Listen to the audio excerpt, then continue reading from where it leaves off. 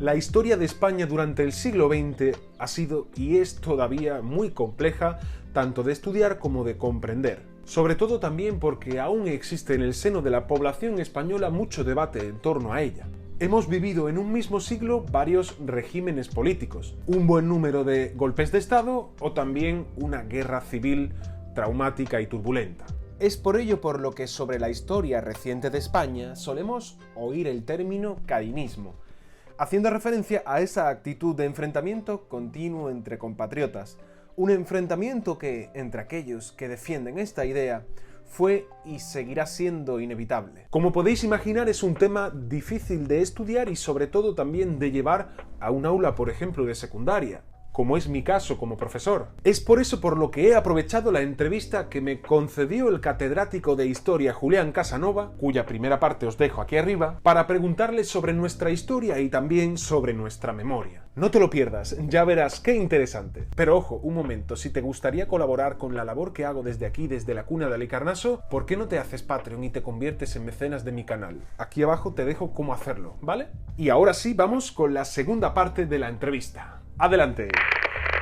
Ahora, Julián, me gustaría centrarnos en el caso de la historia de España durante el siglo XX. Verás, leyendo el capítulo último de tu libro Una violencia indómita, que trata sobre la guerra de los Balcanes a finales del siglo XX, me surge una reflexión, ¿no? Tradicionalmente siempre hemos pensado en estos países, ¿no? En los países balcánicos, como un polvorín. Y de hecho, se ha utilizado esta expresión innumerables veces. Es decir, tenemos la imagen de los Balcanes como una zona cainita, donde todo conduce continuamente al enfrentamiento violento. Y tú desmontas esa idea de forma muy interesante, hablando de ella, precisamente de esta idea, como un mito tal vez alimentado por una serie de élites a los que siempre les ha interesado ese discurso violento y de enfrentamiento entre la población.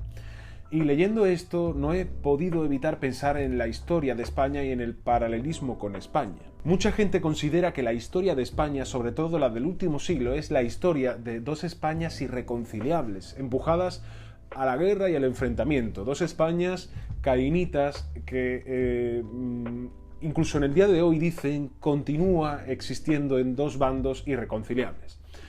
¿Cuál es tu visión sobre la historia de España como un país cainita? Es decir, ¿qué hay de cierto en esta afirmación?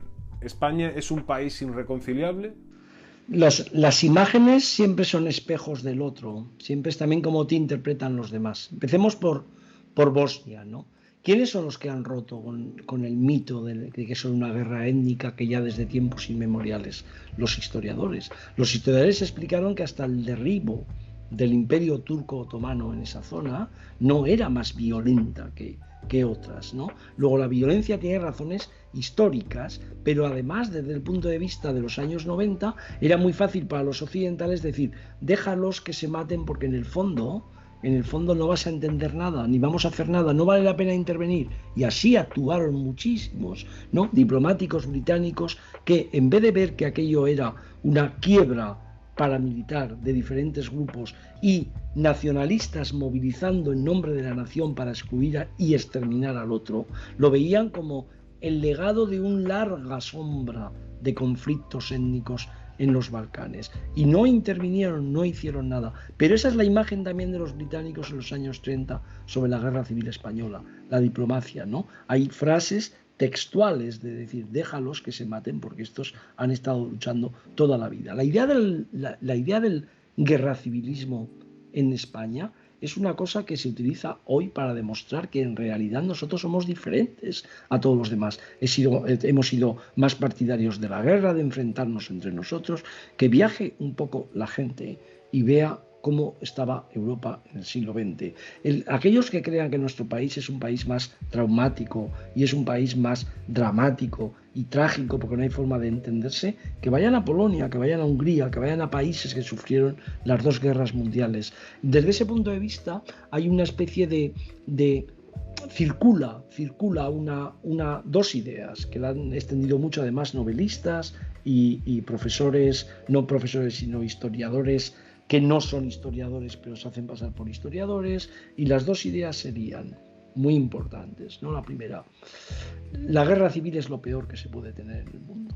Hay cosas malas, pero como la guerra civil, nada. Esta es la idea que nos transmitían nuestros padres porque se la habían inculcado los vencedores. Hijo mío, la guerra civil es lo peor que se puede tener. Bueno, insisto, viajen al mundo y vean a ver si no hay cosas peores que una guerra civil. Y en segundo, y esta es una idea muy tranquilizadora, porque enseguida te dicen, no, si aquí es que está clarísimo que la guerra contra otra nación, pero la guerra civil es lo peor. Y la segunda idea, que es tremenda, que eso nos abocaba a una dificultad para solucionar históricamente los problemas, como si las demás sociedades las hubieran solucionado de forma pacífica. No hay sociedad que no emplee la violencia para solucionar los temas de modernización en los años 40 en Europa.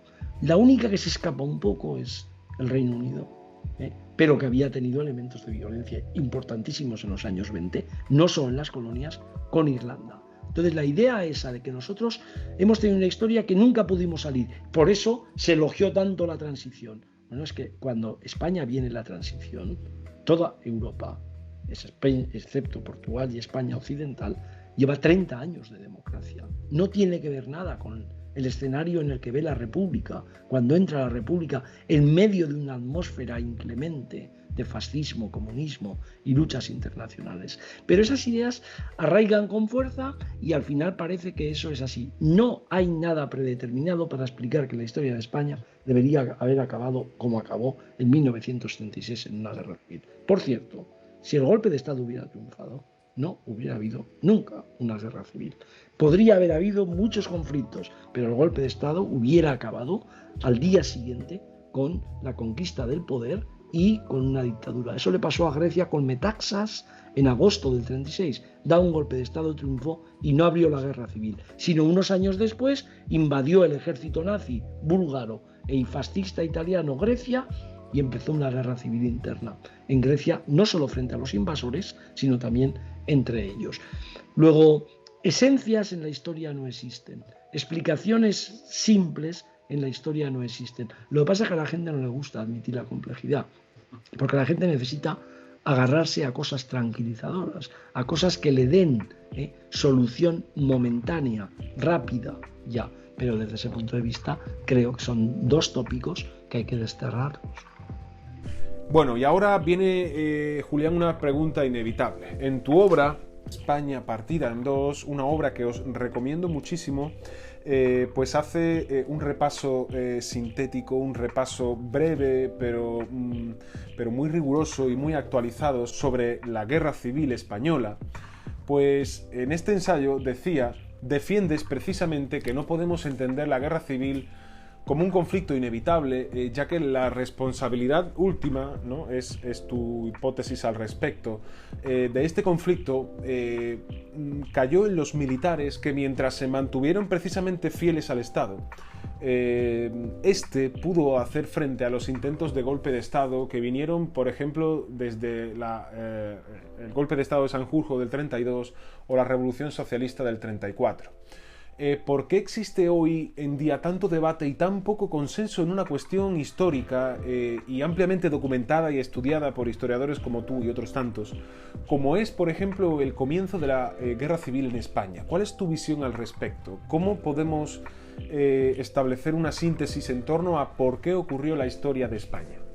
Sí, con todos los hechos de la Guerra Civil, los que explico allí, los que hemos explicado muchísimos historiadores, el origen del franquismo con la victoria en el 39. Si todo eso hubiera acabado en el 45, no estaríamos hablando de esto.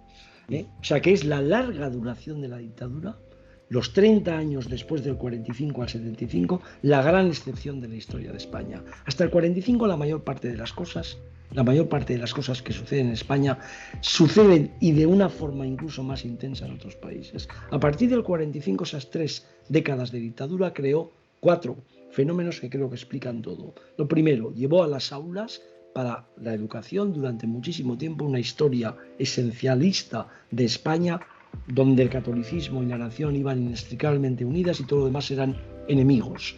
Y durante muchísimo tiempo se impuso toda aquella medida. Por supuesto, no hay en esa enseñanza de la historia nunca ningún rigor académico. Los primeros que se atrevieron a meter estrictos, sólidos argumentos académicos fueron hispanistas en los años 60 y desde fuera, como Jackson y como Thomas. El segundo punto fundamental, la abrumadora superioridad de los vencedores sobre los vencidos, creó una ausencia de reconciliación durante muchísimo tiempo en la sociedad española, que dio la impresión que venía todo de la guerra civil, pero en realidad era la división que habían creado de vencedores y vencidos, perpetuada durante 4 décadas. Esto es clave para explicar eso.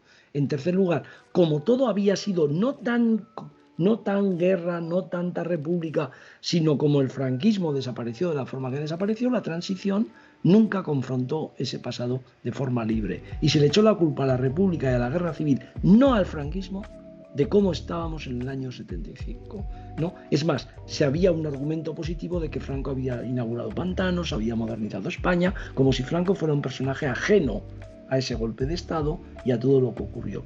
Y por último, creo que cuando una sociedad vive 30 años, 30 que en realidad al final fueron casi 40, porque la Constitución viene en el 78, la primera vez que se repiten las elecciones es en el 79, cuando una sociedad vive tantas décadas al margen de la democracia, esa sociedad civil no es una sociedad civil democrática. Tardó muchísimo, tardó en llevarse a las aulas la enseñanza de la historia.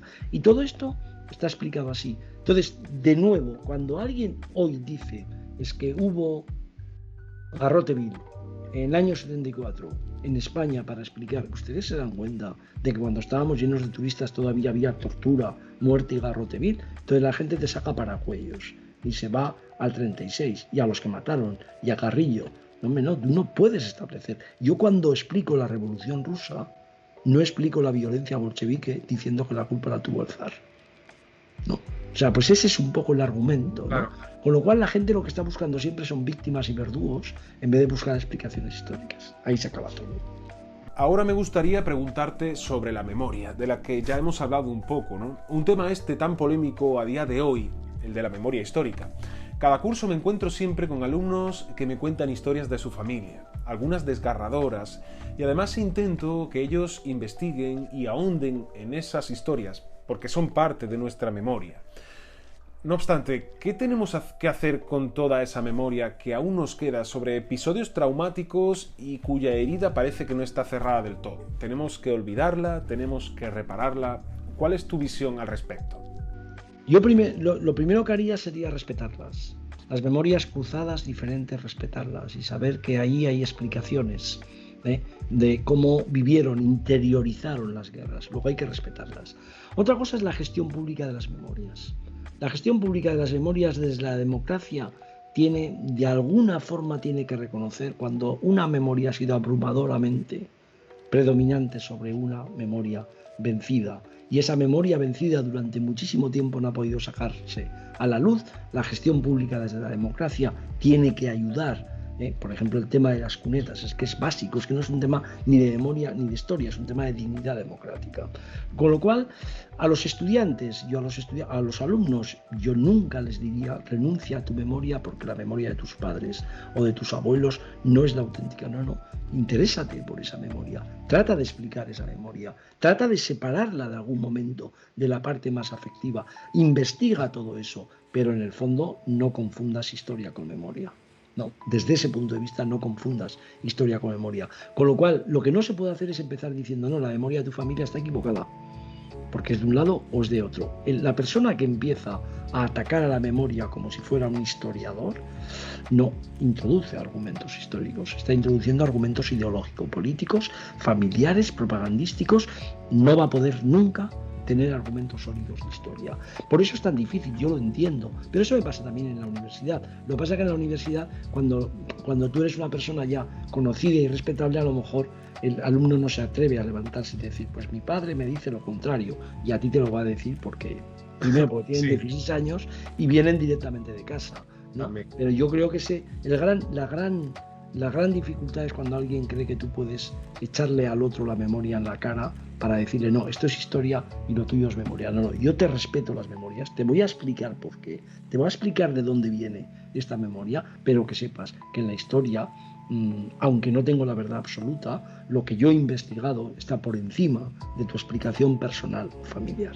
Bien, y por último, Julián, me encantaría seguir dialogando contigo, pero voy a plantearte la última cuestión que me gustaría que me respondieras. Y para ello voy a volver a la primera pregunta que te hice en el primer vídeo de la entrevista, ¿no?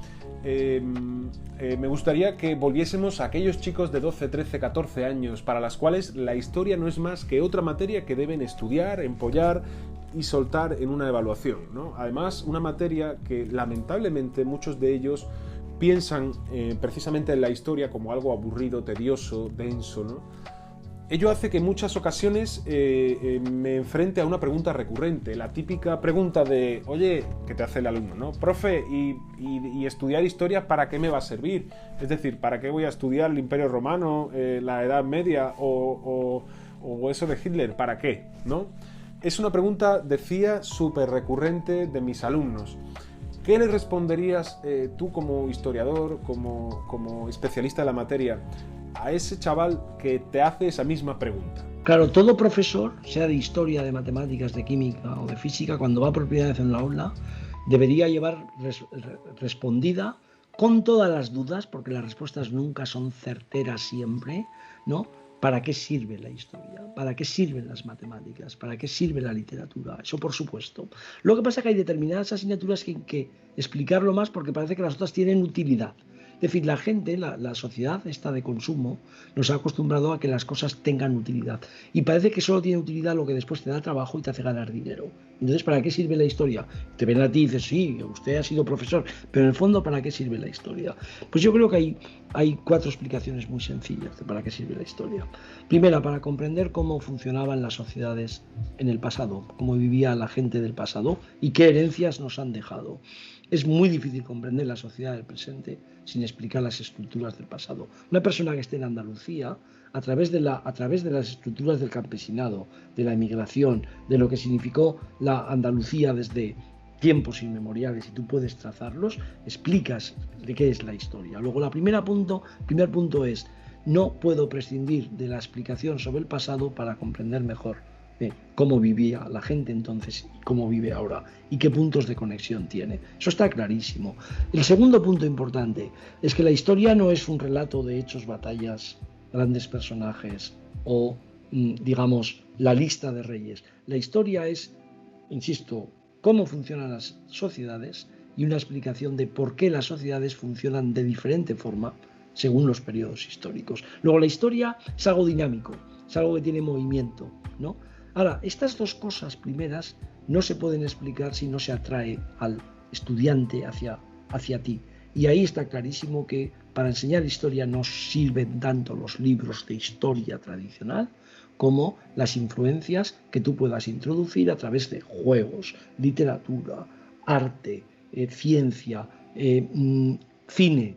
Todo eso, evidentemente, es muy, muy importante. Luego, hay que hacer atractiva la asignatura que uno imparte. El buen matemático le pasaba igual. Había mucha gente que de entrada tenía reacción ante las matemáticas. Y la gente que recuerda a buenos profesores es aquellos que le hicieron atractiva la asignatura, no aquella gente que sabía mucho sobre la asignatura. Luego, el tercer consejo es, si no comunicas bien, nadie te va a hacer caso.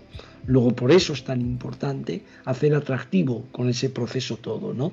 Y el cuarto punto es decirle, hay lecturas básicas que yo te voy a ayudar a comprenderlas.